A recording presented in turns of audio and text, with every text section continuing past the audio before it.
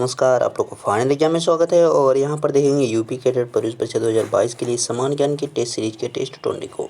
तो फटाफट आप लोग जुड़ेंगे और 1 बाय 1 सभी क्वेश्चन को देखेंगे। तो पहला क्वेश्चन आपकी स्क्रीन पर आ रहा है, उसका आपको जवाब करना है। आपकी स्क्रीन पर जो क्वेश्चन दिख रहा है उसका आपको कमेंट करके जवाब देना है कि इसका आंसर क्या है। पहला क्वेश्चन स्क्रीन पर और इसका आप जवाब करेंगे इसका सही उत्तर क्या है।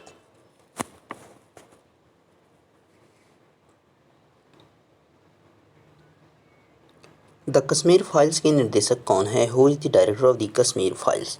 तो कश्मीर फाइल्स के यहाँ पे अगर निर्देशक की बात करेंगे तो विवेक अग्निहोत्री हैं।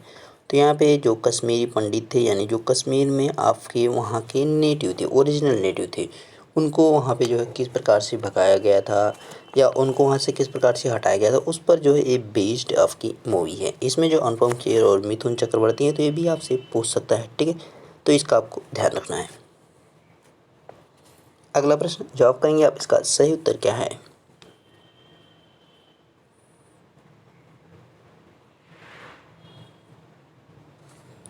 सितार व तबला का आविष्कारक कौन था? Who was the inventor of sitar and tabla? तो सितार और तबला का जो आविष्कारक कहा जाता है, किसको कहा जाता है? अमीर खुसरो को। तो अमीर खुसरो जो है उत्तर प्रदेश के कासगंज के पटियाली नामक गांव से थे। ध्यान रखना है, पटियाली नामक गांव। जिला आपका कासगंज हो जाएगा और स्टेट आपका यूपी हो जाएगा। अगला प्रश्न स्क्रीन पर जवाब करेंगे, इसका सही उत्तर क्या है।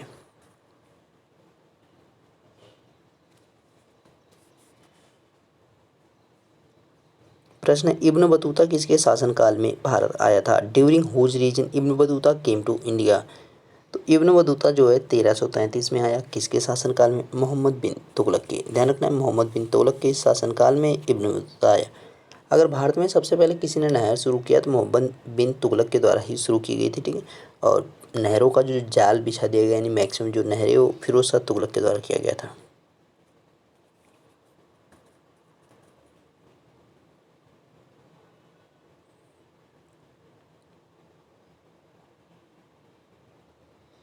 अकबर का दरबारी कवि कौन था? Who was the court poet of Akbar? तो देखिए, अकबर का जो दरबारी कवि था वो तो फैजी को यहाँ पे बनाया गया था, और जो यहाँ पे बीरबल थे उनको कविराज की उपाधि दी गई थी।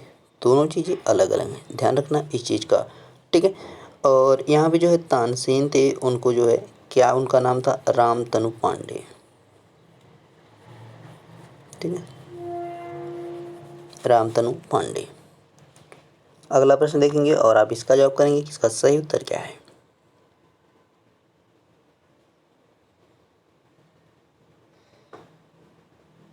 हिंदू महासभा की स्थापना किसने किया था? Who founded the Hindu Mahasabha? तो हिंदू महासभा की जो स्थापना की गई थी मदन मोहन मालवीय के द्वारा की गई थी। ध्यान रखना है, मदन मोहन मालवीय के द्वारा वाराणसी में।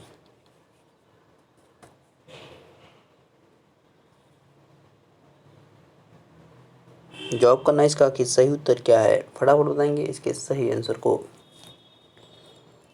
किसान दिवस कब मनाया जाता है? When is farmers day celebrated? तो किसान दिवस सभी को पता है आपका कब मनाया जाता है। 23 दिसंबर यहाँ पे इंग्लिश में दे रखा है, ठीक है। इसमें आपका गलत है तो यहाँ पे 23 कर लीजिएगा। डी ऑप्शन आपका सही है, ठीक है। तो यहाँ पे 16 के बजाय 23 आप दिसंबर कर लीजिएगा। और यहाँ पे किसकी जयंती होती है, कमेंट करके आप लोग को हमें बताना है।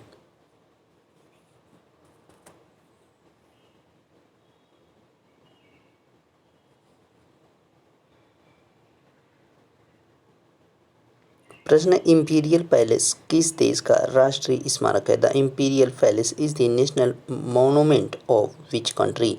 तो यानी इंपीरियल पैलेस की बात की जा रही है तो राष्ट्रीय स्मारक के तौर पर जाना जाता है किस देश का? जापान के। जैसे इंडिया में राष्ट्रपति भवन कहा जाता है और अमेरिका में जो व्हाइट हाउस बोला जाता है, तो आपका व्हाइट हाउस भी कभी पूछ सकता है, तो इस चीज़ का भी आपको ध्यान रखना है।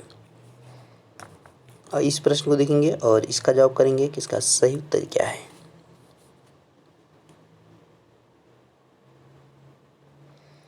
आरबीआई का मुख्यालय कहाँ है? Where is the headquarter of RBI? तो आरबीआई का जो हेडक्वार्टर है वो कहाँ पे बनाया गया है? मुंबई में। तो इस चीज़ का आपको ध्यान रखना है कि इसका हेडक्वार्टर कहाँ पे है, तो मुंबई में है। और 1935 में इसकी स्थापना की गई थी और 1 जनवरी 1949 में, 1 अप्रैल 1935 में इसकी स्थापना की गई। 1 और जनवरी 1949 में इसका नेशनलाइजेशन किया गया, राष्ट्रीयकरण किया गया। और शक्तिकांत दास जो है वर्तमान में आपके क्या हैं, इसके गवर्नर हैं।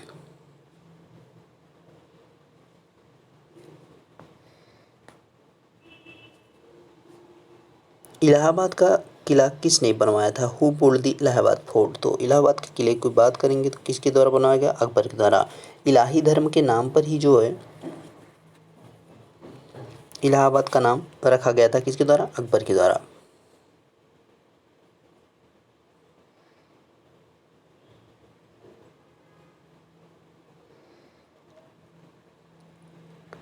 भारत में विधायिका प्रमुख कौन होता है, who is the head of legislature in India. तो भारत में जो विधायिका प्रमुख होता है वो कौन जाना जाता है, यहाँ पे प्रधानमंत्री। ठीक है, विधायिका प्रमुख के तौर पर प्राइम मिनिस्टर को जाना जाता है, क्योंकि जो है संसद का यही जो है निर्वहन यहाँ पे करता है। ठीक है, इसी के द्वारा जो है सरकार को चलाई जाती है। तो इस चीज़ का आपको ध्यान रखना है। वास्तविक शक्तियाँ किसके अंदर होती हैं, प्रधानमंत्री के अंदर ही होती हैं।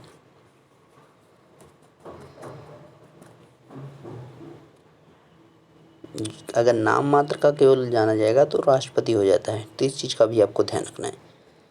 ओरीविले आश्रम से कौन संबंधित है, हु इज रिलेटेड टू ओरीविले आश्रम। तो ओरीविले आश्रम से जो अरबिंदो घोष हैं, इस चीज़ का आपको ध्यान रखना है कि अरबिंदो घोष जो हैं यहाँ पे ओरीविले आश्रम से संबंधित हैं।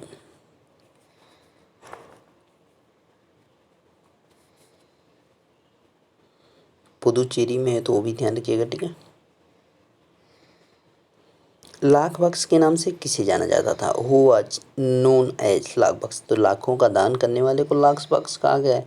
वो करता कौन था, अगर सही आंसर की आप बात करेंगे तो कुतुबुद्दीन ऐबक की बात कर रहा है। ठीक है, कुतुबुद्दीन ऐबक। जवाब करेंगे अगले प्रश्न का। गुलाम वंश के संस्थापक कुतुबुद्दीन ऐबक की बात की जा रही है।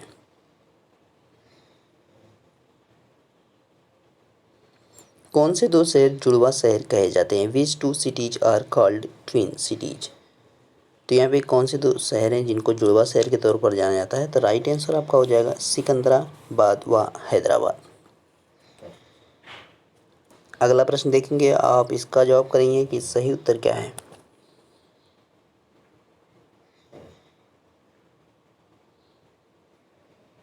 प्रश्न है, लता मंगेशकर किस क्षेत्र से संबंधित थी। Lata Mangeshkar was related to which field. तो लता मंगेशकर किस क्षेत्र से संबंधित थी, तो यहाँ पे अगर राइट आंसर की बात करेंगे संगीत से, म्यूजिक से।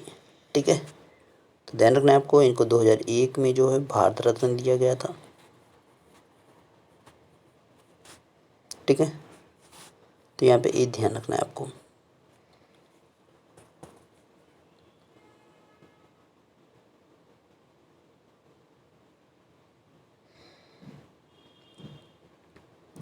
सात बहनों राज्य का हिस्सा नहीं है, not a part of seven sister state. तो सेवन सिस्टर स्टेट में आते कौन कौन है, अगर आप बात करेंगे यहाँ पे तो पहले आएगा मेघालय,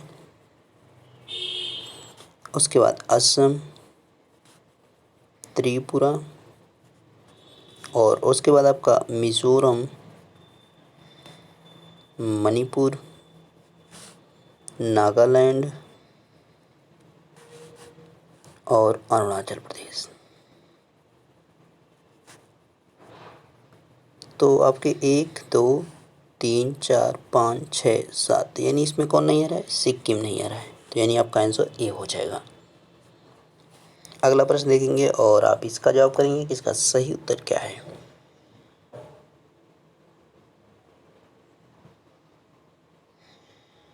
केंद्रीय वार्षिक वित्तीय विवरण का उल्लेख किस अनुच्छेद में वर्णित है, in which article the central annual financial statement is mentioned. तो यहाँ पे देखिए केंद्रीय वार्षिक वित्तीय विवरण, जिसको आप बजट कहते हैं, जिसको आप बजट कहते हैं, तो इस चीज़ की अगर बात की गई है तो किस अनुच्छेद में की गई है, अनुच्छेद 112 में। वहाँ पे बजट नहीं बोला गया, वहाँ पे उसके लिए बोला गया है सेंट्रल एनुअल फाइनेंशियल ईयर के तौर पर। हाँ, 280 में जो है यहाँ पे वित्त आयोग की बात की जा रही है। ठीक है, फाइनेंस कमीशन की बात की गई है। आर्टिकल 124 में किसको, तो यहाँ पे जो है सुप्रीम कोर्ट के बारे में बात की गई है, तो उसको भी आपको ध्यान रखना है। और 52 तो राष्ट्रपति से उसको कई बार कराया है।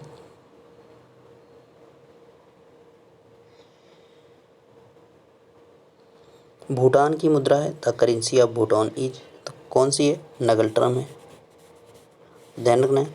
आपका जैसे रुपया है तो इंडिया का भी रुपया हो जाएगा, श्रीलंका का भी रुपया हो जाएगा, पाकिस्तान का भी रुपया, नेपाल का भी रुपया। ये जो पड़ोसी हमारे देश हैं उनमें ज़्यादातर जगहों का यही है। ठीक है, तो भूटान थिम्पू नगल्ट्रम यहाँ पे चलती है। बांग्लादेश ढाका टका हो जाएगा। रिनमिनबी जो है चाइना की छोटी करेंसी है।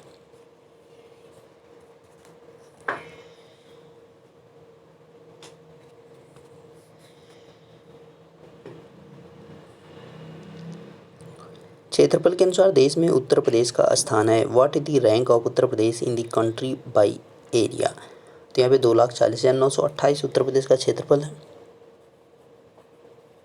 2,40,928 ये 40 है। ठीक है, वर्ग किमी यानी किमी स्क्वायर आपका है 2,40,928। अब उत्तर प्रदेश का स्थान कौन सा, पहले नंबर पे आपका आता है राजस्थान, दूसरे पे आएगा मध्य प्रदेश,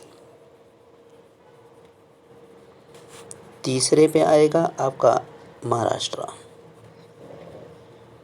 तो बचा चौथा कौन, उत्तर प्रदेश।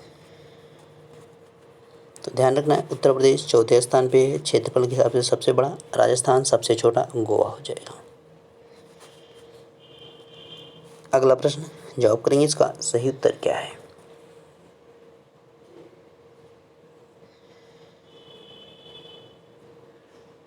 वायुमंडल में उपस्थित जलवाष्प को क्या कहते हैं। जलवाष्प को कहते हैं the vapour, water vapour present in the atmosphere is called. तो इसको हम क्या कहेंगे, तो यहाँ पे वाटर आपका नहीं होगा, इसको ह्यूमिडिटी कहते हैं, आर्द्रता कहा जाता है। इस चीज़ का आपको ध्यान रखना है। ठीक है, उसको ह्यूमिडिटी बोला जाता है, आर्द्रता बोला जाता है जो जलवाष्प उपस्थित है। ये आपका अंतिम प्रश्न है, तो इसका आप जवाब करेंगे कि इसका सही उत्तर क्या है।